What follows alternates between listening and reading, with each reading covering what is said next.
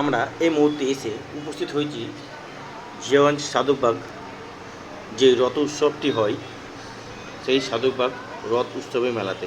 তো এখানে এসে আমরা প্রথমে মন্দিরটি দর্শন করে নেব। তো চলো দেখা যাক ভেতরের অংশটি। এবং ভেতরে ঢুকে আমরা সবার প্রথমে ঠাকুর দর্শন করে নিলাম এবং তারপরে আমরা ঠাকুরের প্রসাদ গ্রহণ করব। জয় জগন্নাথ বলরাম সুভদ্রা কি জয়। ঠাকুরের ভোগ দেওয়া হচ্ছে।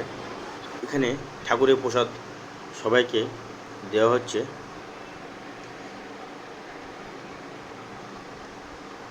দেখতে পাচ্ছ কি শান্তশিষ্ট পরিবেশ। এবং এরপরে এখান থেকে বেরিয়ে আমরা মেলার দিকে ধীরে ধীরে রওনা হব। মেলাতে ঢুকতেই বা প্রবেশ করতে দেখলাম আমাদের জগন্নাথ দেবের রথটি মেলার মধ্যে রাখা রয়েছে। রথযাত্রা উৎসব আর জিলাপি খাবো না তাই হয়।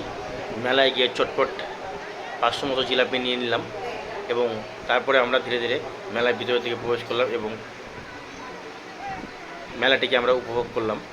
তো যাই হোক, মেলাতে পুলিশ প্রশাসনের ব্যবস্থা অবশ্যই রয়েছে। এত বড় যেহেতু একটি মেলা, প্রচুর লোকের আনাগোনা এই মেলাতে। আজকে একটি জায়গাতে গোপাল ঠাকুরের ছোট্ট ছোট্ট আসনগুলো বিক্রি হচ্ছিল, কত সুন্দর লাগছিল। আমরা ঠাকুরের আসন, খুব সুন্দর সুন্দর আসনগুলো বিক্রি হচ্ছে।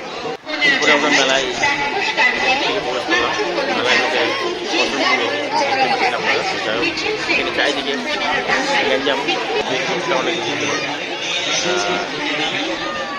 মাল টাকা চালিয়ে সাইকেল দেখতে পাচ্ছি।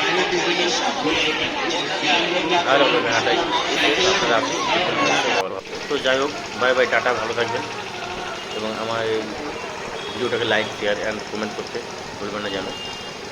Bye bye.